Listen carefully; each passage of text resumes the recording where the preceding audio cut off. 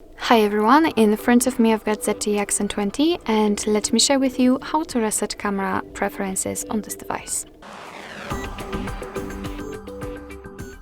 So first of all we have to open the camera app, so let's do it.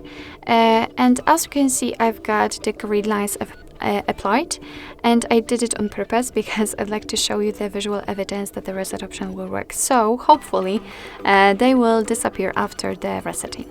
So in order to do that, we have to enter the settings, which are in the left upper corner. Let's tap on them, and here scroll down to the very bottom. We've got restore defaults, so let's tap on it and simply confirm it with OK. Actually, here we've got the first evidence, because your device is asking if the camera can have the access to the device's location, which is basically the very first permission you're granting when you're opening the camera for the very first time. So just tap on whatever option you'd like to, and here we've got the camera without the grid lines, which simply means that we just successfully reset camera settings. So basically that's all. I hope that this video was helpful, and if it was, please hit the subscribe button and leave the thumbs up.